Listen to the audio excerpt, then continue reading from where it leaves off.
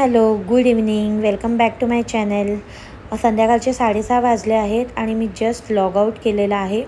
आणि log out करून मी आधी डे टू डेची रोजची माझी कामं करून घेते आणि मग स्वयंपाकाला लागते. जसं की सकाळी धुतलेले कपडे घडी करून ते सगळे जागच्या जागी ठेवणे, त्यानंतर किचन थोडं आवरणे, त्यानंतर आमचा राजवीर ना दिवसभरात 10 वेळा इथे येत असतो ह्या घरी आईकडून. तर ते सारखं तो पसारा करत असतो. तो पसारा सगळा मी एकदाच संध्याकाळीच आवरते. मग ते सगळं जागच्या जागी ठेवते आणि मग स्वच्छ केर काढते आणि देवाची पूजा करते आणि त्याच्यानंतर मी स्वयंपाक करते. आणि आता मला आज फटाफट सगळं करायचं होतं, कारण उद्या मला ऑफिसला जायचं आहे. त्याच्यामुळे मी फटकन सगळं आवरून घेत होती. आणि हे आमचं बैठ्यासाहित असं घर आहे. म्हणजे आमच्या सासू सासऱ्यांनी घेतलेलं त्यांच्या स्वकष्टाने. तर ते असं छोटंसंच आहे, पण आम्ही सुखी आहोत, त्यात समाधानी आहोत. कारण घर मोठं उद्या घेता येईल, पण एक सुख आणि समाधानाने आपलं त्या घरातील स्थान हे आपल्यालाच तिथे राहूनच कमवता येतं. मग ते घर छोटं असो वा मोठं. तर मी असं सगळंच प्रॉपर सगळं साफ करते आणि नंतर मी स्वयंपाकाला लागते. तर उद्या मला ऑफिसला जायचं आहे, म्हणून आज मी बनवणार आहे बोंबलाची चटणी, सुक्या बोंबलाची चटणी आणि चपातीच बनवणार आहे, कारण शॉर्टकटच करायचं आहे आज. म्हणून हे बघा, मी सुके बोंबील घेतलेत. माझ्या मम्मीने मला अलिबागवरून आणलेले आहे. हे असे मस्त आहेत. आणि कोणतेही सुके मासे जेव्हा आपण बनवायचे असतील ना, तर ते आधी यांना असे भाजून घ्यायचे. म्हणजे वापटी म्हणा किंवा तेंडली प्रकार असतो सुक्या मच्छीचा, त्याच्यानंतर जवळा आहे, करडी आहे, त्याच्यानंतर बोंबील आहेत. ते सगळे आहेत ना, असे प्रॉपर भाजून घ्यायचे आणि मग ते धुवायचे, कारण त्याच्यावर आहे ना असेच वाळवलेले असतात ना, तर खूप धूळ आणि म्हणजे त्याच्यावर खराब सगळं असतं. त्याच्यामुळे ते नेहमी ना भाजून धुवून घ्यायचे. आणि मी बोंबलाची चटणी करण्यासाठी ना असा कांदा आहे ना उभाच कापते. उभा कापून आहे ना बोंबलाची चटणी खूप छान होते. तुम्ही एकदा ट्राय करा. आणि मिरच्या आहेत ना, मी घेतल्या आहेत 2, पण त्या ऑप्शनल आहेत. तुम्हाला नाही घ्यायच्या आहेत तर तुम्ही नका घेऊ. पण मला आहे ना त्या मिरचीचा स्वाद आणि थोडं ना जे नॉनव्हेज असतं ना, ते थोडं मी तिखटच प्रिफर करते. थोडं नाही, जरा जास्तच तिखट आम्ही खातो. त्याच्यामुळे ते जरा झणझणीतच असावं असं माझं नेहमी असतं. त्याच्यामुळे मी त्या 2 मिरच्या घेतल्या आहेत. आणि हा बघा, असं मी टॉमॅटो कापते आणि मध्ये मध्ये जरा बोंबील पण परतते, कारण ते बोंबील एकाच बाजूला नाही तर भाजतील आणि करपतील, म्हणून मध्ये मध्ये ते परतते. आणि माझा जिव्हाळ्याचा विषय म्हणजे कैरी. आता कैरी पण ऑप्शनलच आहे ॲक्च्युली. तर तुम्हाला घ्यायचे तर घ्या, नाही तर नका घेऊ. हे बघा, बोंबील मी असे स्वच्छ पाण्यातून धुवून घेतलेत, कारण त्याला खूप घाण असते बघा. आणि ते धुवून मी एका साईडला ठेवून घेणार आहे.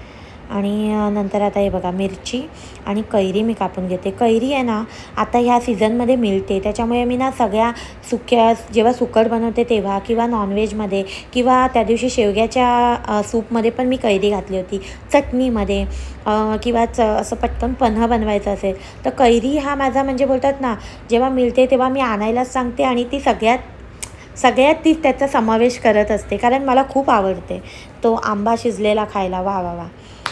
तर मग बघा, मी आता तेल घातलं आहे आणि मिरची आणि कांदा कढईमध्ये घालणार आहे. आणि ना हा कांदा आपल्याला खूप चांगला परतवायचा आहे, त्याचा कलर चेंज होईपर्यंत. कारण म्हणजे चटणी बनवायची आहे ना, चटणी अशी कशी ते गळलेले कांदा आणि तो टॉमॅटो असा पूर्ण गळला पाहिजे. आणि मग त्यात तो गळलेला जो मसाला असतो तो त्या बोंबीला कोट होतो पूर्ण. त्याच्यामुळे ना आपण हे प्रॉपर असं शिजवून घेऊया. आणि त्याच्यामध्ये बघा, मी अद्रक मिरची लसूण पेस्ट टाकली आहे.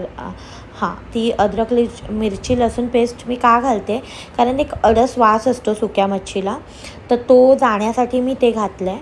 आणि हे टॉमॅटो घातले आहेत आणि टॉमॅटो शिजावा म्हणून त्याच्यावर थोडंसं मीठ घालते आणि हे झाकण लावून थोडं शिजून द्यायचं आहे आपल्याला. तर मी आता याच्यावर झाकण ठेवते आणि 5 मिनटं शिजून देते. आणि 5 मिनटानंतर बघा, आता टॉमॅटो हा बघा मस्त असा गळला आहे पूर्ण. आणि त्याच्यामध्ये आपण हा बघा, हा घरगुती तिखट मसाला आहे, घरी बनवला आहे माझ्या मावशीने. आणि हा गोडा मसाला आहे. गोडा मसाला पण घरचाच आहे. आणि हे प्रॉपर असं मी बघा हे करते आहे, परतते. त्याच्यामध्ये थोडी हळद घालते आणि ह्या पूर्ण मसाल्याला जेव्हा एक तेल सुटेल ना, जेव्हा तेल सुटायला सुरुवात होईल ना, तेव्हा आपण याच्यामध्ये बोंबील घालायचे आहेत. बघा, साईडने दिसतं आहे तेल सुटतं आहे. मग आपण ह्याच्यात बोंबील घालायचे आणि बोंबील हे चांगले परतवून घ्यायचे. आणि त्याच्यानंतर त्याच्यामध्ये आपण शेवटी सगळ्यात कैरी घालायची आहे. कैरी घालून आपण थोडंसं मीठ घालायचं आहे, कारण आपण फक्त टॉमॅटो शिजण्यापुरती मीठ घातलं होतं, तर वरतून थोडंसं मीठ घालायचं आहे. आणि सुकी मच्छी ऑलरेडी खारट असते, त्याच्यामुळे मीठ सांभाळूनच घालायचं आहे. आणि मग मी ह्याच्यावर झाकण ठेवून एक 5-7 मिनटं मी शिजवून देते ते प्रॉपर. बघा असं प्रॉपर शिजलं पाहिजे. आणि त्याच्यानंतर एक वरतून कोथिंबीर घालणार आहे गार्निशिंगसाठी. मग आपली ही बोंबलाची चटणी तयार आहे. आणि मी म्हटलं मगाशी त्याप्रमाणे मला उद्या ऑफिसला जायचं आहे, तर म्हणून मी बोंबलाच्या चटणीबरोबर आज चपाती करणार आहे. नाहीतर मी भाकरीच केली असती, कारण मला थोडंसं पीठ जास्तीचं मळायचं आहे. कारण उद्या ऑफिसला आपण तेच मी पीठ म्हणजेच त्याच्यात चपात्या उद्या मी बनवेन सकाळी, म्हणून पीठ जरासं मळून ठेवायचं आहे. आणि मग म्हणजे सकाळी मला लवकर सगळं आवरावं लागेल, कारण महिन्यातून एकदा आम्हाला ऑफिसला जावं लागतं त्याच्यामुळे. नाहीतर माझं वर्क फ्रॉम होम असतं. तर बघा मी आता चपात्या लाटून घेते. माझ्या चपात्या अशा चंद्रासारख्या गोल होत नाहीत आणि पुरीसारख्या फुगतही नाहीत, पण करते जेमतेम अशा साध्यासुध्या खाण्यापुरती करते, खाण्यायोग्य होतात. पण एकच मी काळजी घेते चपाती करताना नेहमी, की ती चपातीची सगळ्या कडा आणि चपाती पूर्ण म्हणजे प्रॉपर भाजली पाहिजे. मला ना ती कच्ची अजिबातच आवडत नाही चपाती, त्याच्यामुळे मी ती काळजी नेहमी घेते.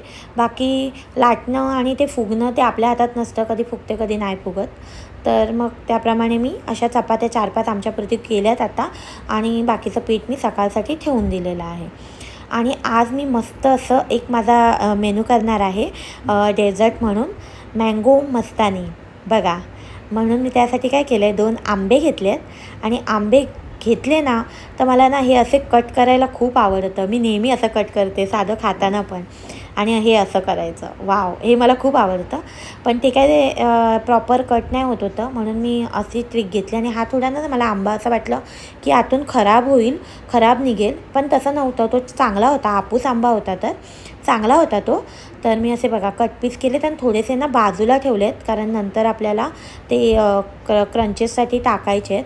थोडे पीस मी बाजूला ठेवले आहेत गार्निशिंगसाठी. आणि बाकीचे पीस असे मिक्सरच्या भांड्यात घेऊन त्यामध्ये साखर आणि ही फ्रेश क्रीम घातली आहे. मी सकाळी दुधावरची काढली होती ती फ्रेश क्रीम घातली आहे. तुम्ही रेडीमेड पण यूज करू शकता. आणि बॅटर ना थोडं घट्ट आहे कन्सिस्टन्सी त्याची, म्हणून ती ॲडजस्ट करण्यासाठी मी त्याच्यामध्ये थोडं दूध घातलं आहे. दूध घालून परत एकदा फिरवलं आहे. आणि बघा आता ही कन्सिस्टन्सी मला प्रॉपर वाटते. तर मी आधी थोडेसे त्यात आंब्याचे तुकडे घालते आणि त्याच्यावर जे बॅटर आपण बनवलेलं ते घालते. आणि त्याच्यावर हे थोडे ड्रायफ्रूट मी कट करून घेतलेलं आणि ही व्हॅनिला आईस्क्रीम. त्याच्यावर परत जे आपण मिश्रण केलेलं ते बॅटर आपण घातलं आहे, त्याच्यावर परत मी आईस्क्रीम ठेवणार आहे. आणि आईस्क्रीमवर जे आपण आता हे ठेवलेले मँगोचे पीस ते घालणार आहे. आणि वरतून खूप सारे मी ड्रायफ्रूट्स घालणार आहे. हा एवढा मस्त झाला होता ना, मी फर्स्ट टाईम बनवला होता, पण ही मँगो मस्तानी लाजवाब झाली होती. तर आता सगळं केलं आणि थकायला होतं ॲक्च्युली. आणि एवढं सगळं करून ना भांडी पण भरपूर साठतात, मग ती भांडी नंतर घासायचा एक टास्क असतो. मग हे सगळं करून मी भांडी सगळी आवरून घेतली. मग कसं जेवल्यानंतर आपल्याला जास्त मला त्रास नको, म्हणून मी थोडीशी जेवण झाल्यावरच भांडी घासून घेते आणि नंतर जेवल्यावर परत भांडी घासून परत गॅस पुसते.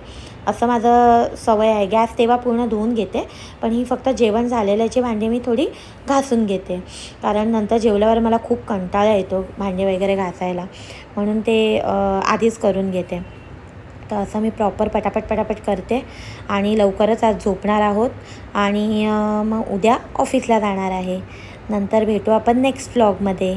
आता आपण नेक्स्ट व्लॉगमध्ये काहीतरी एक्साइटिंग करूयाच, पण मला लाईक शेअर सबस्क्राईब नक्की करा, मला सपोर्ट करा. तुमचे सबस्क्राईब तुम्ही केलात तरच मला तुमची पोचपावती मिळेल. थँक्यू.